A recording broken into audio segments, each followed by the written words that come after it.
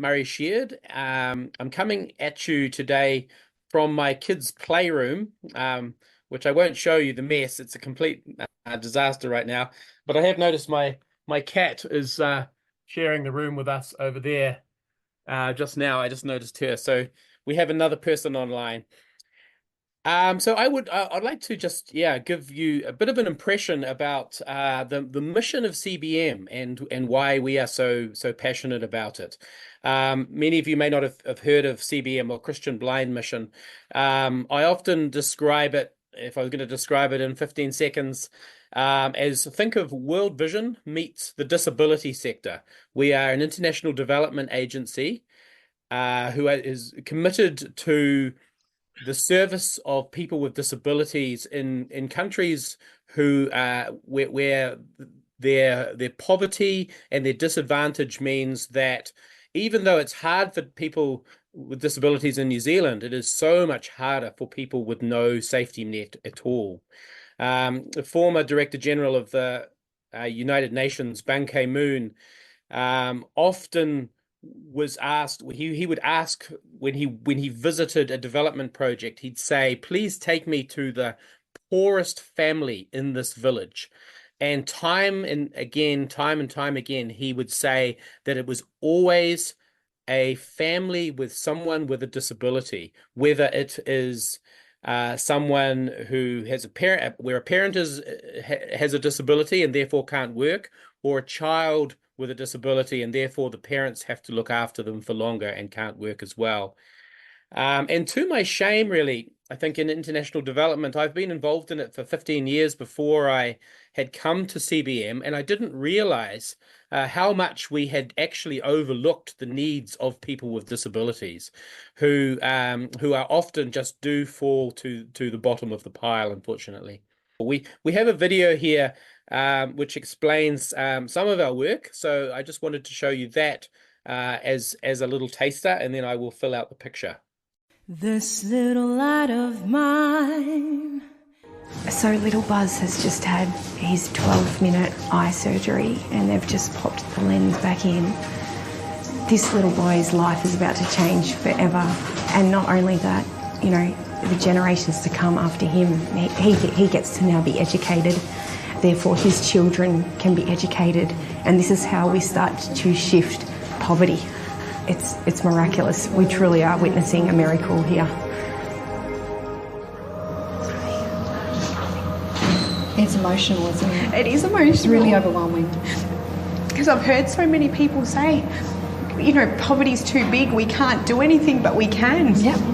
It's that ripple effect. If everybody was to rise up in their purpose and just step up just that little bit more, we seriously could see humanity shift for the greater good. Yeah, thanks.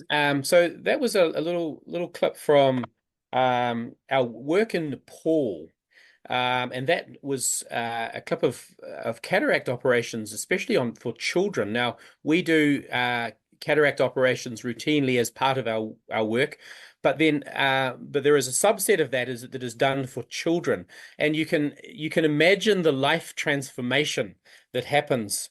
In New Zealand, we don't really hear much about children having cataracts. It doesn't happen very often, and if it does, it is caught straight away and something is done about it immediately. But in many countries, a child may not see a doctor and may not have the possibility of that operation. And so to find those people and to be able to offer them the chance of that operation for them, their parents in particular are just absolutely overwhelmed at that possibility, and it is life-changing for those people. So if we can go to the next slide, I'll just quickly just highlight CBM's vision and mission. So CBM has been going now for over 100 years, started by a German pastor who went out to Turkey. And our vision is very much around a world where all people with disabilities can enjoy their rights and achieve their full potential, that barriers to achievement will be taken away. And our mission is we're very much excited about fighting to end the cycle of poverty and disability, because it is a cycle. If you are in poverty, you're much more likely to get a disability. You're more likely to have, for example, a dangerous job, but you're also more likely, if you had an accident, not to be able to have medical treatment. But also, if you have a disability, you're much more likely to fall into poverty, especially in poorer communities around the world. So if I could just have the next slide, thanks, Elizabeth. So this is one child with bilateral cataracts, so cataracts in both his eyes. You can see those very clouded lenses that he has. And CBM's work involves, first of all, finding these people. Often they're in very, very remote villages. They could be a couple of days walk away from a clinic with no other transport. So finding them, CBM sends people out for outreaches to find them, first of all. The next photo, thank you. And this is for 4 boys in Kenya who have been lined up for their cataract surgery. Sorry, five kids in Kenya. I can't count tonight.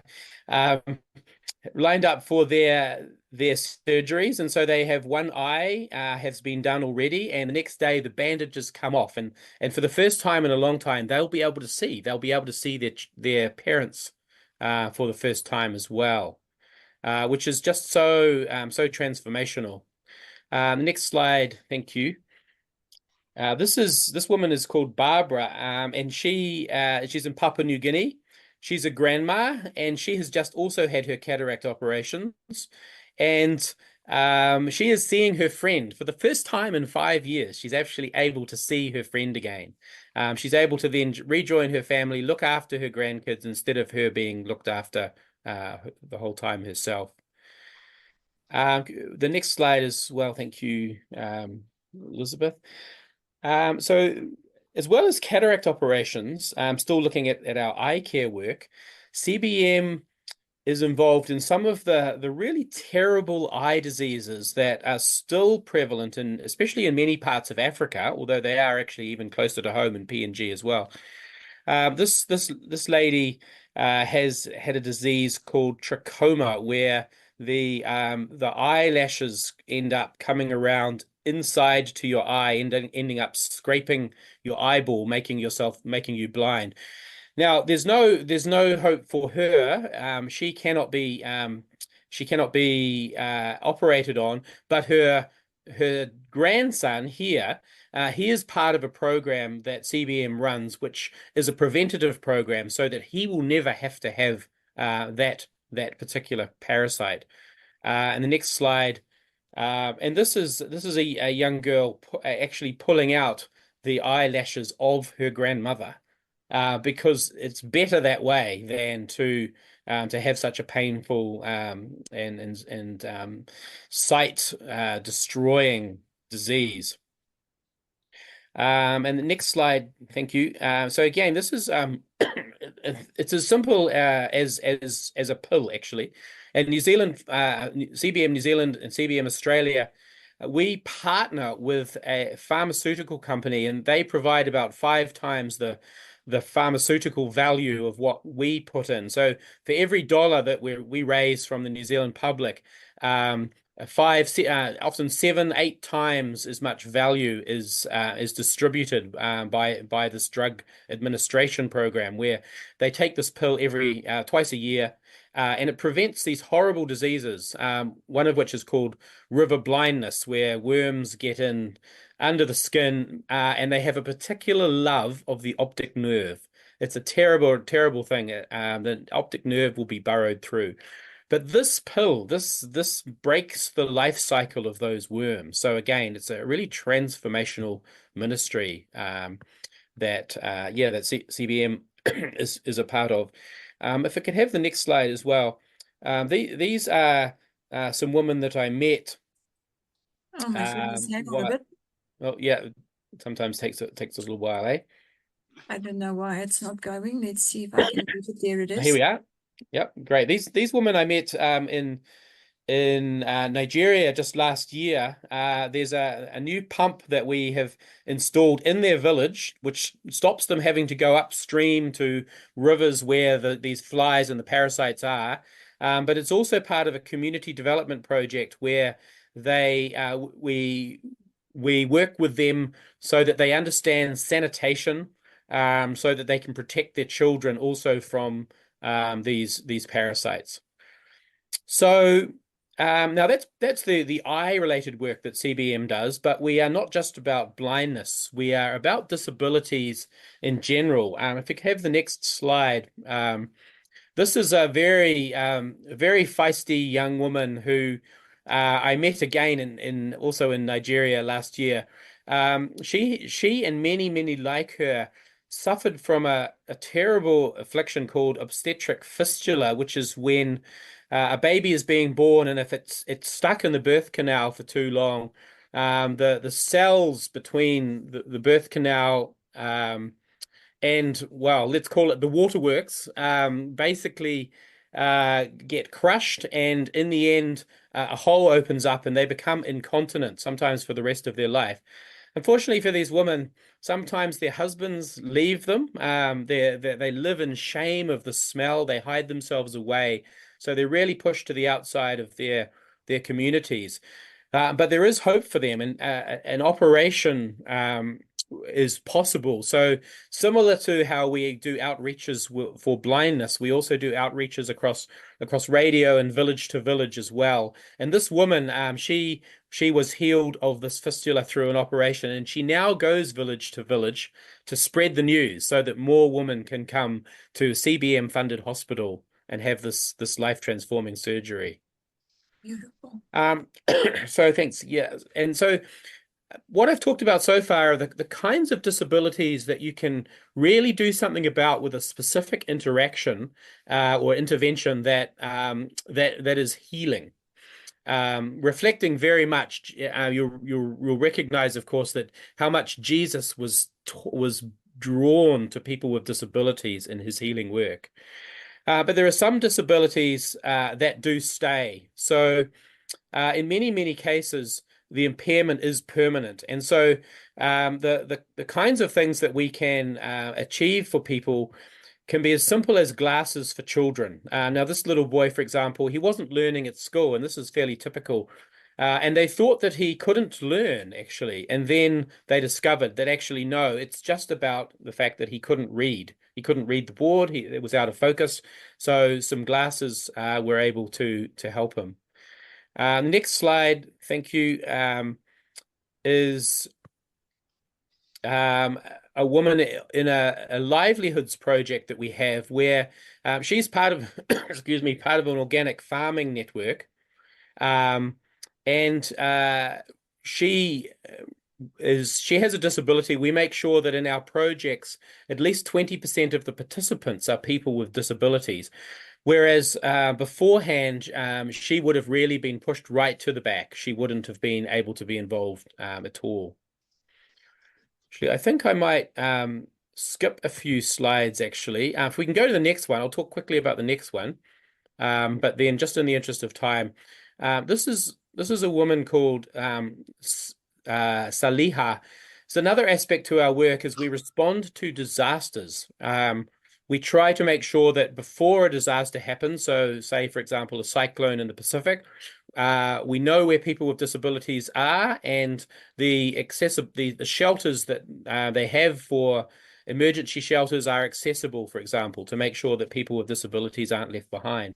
But this woman, she is a Rohingya refugee, came across from Myanmar to Bangladesh, and just a few hundred meters before the border, she stepped on a mine and lost her legs.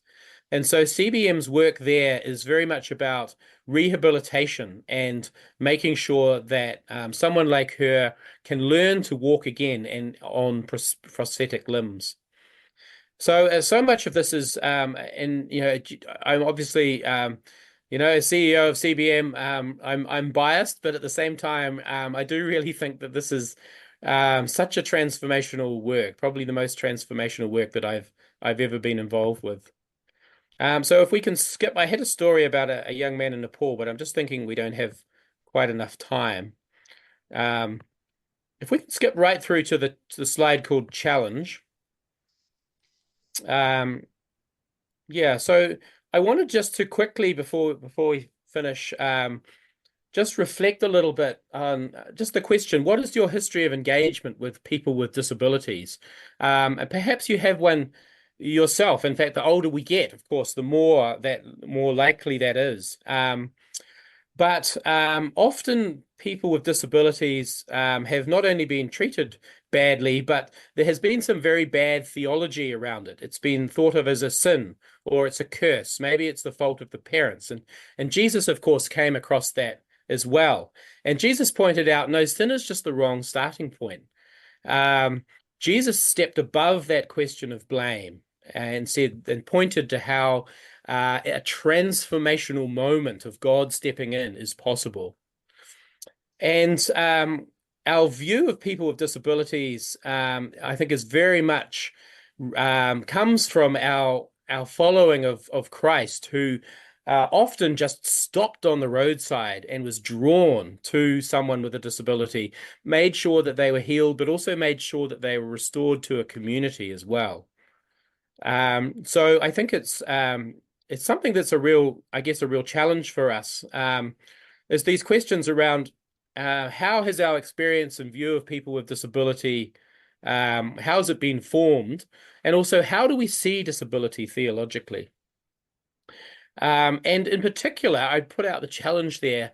How can we make our churches more disability inclusive? Right here in New Zealand, to make them truly welcoming and inclusive of people with disabilities.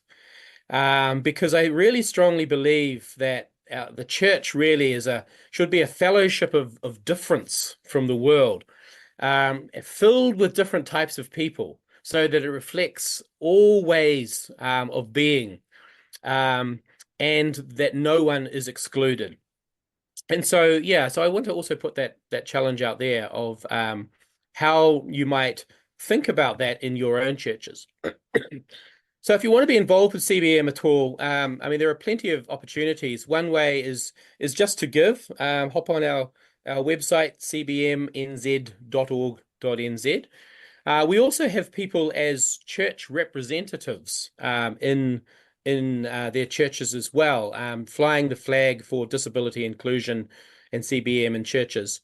And also, if you're not in a position to give, we also encourage people to think about their will as well. Think about the possibility of including a mission to people with disabilities in your will as well. But in particular, we just ask very much that you would pray with us, for us as well, but in particular with us for all of the people who are affected by our work, but also all of the people through many lands who are part of actually making it happen. The doctors, the nurses, the field workers, and the staff in our offices as well.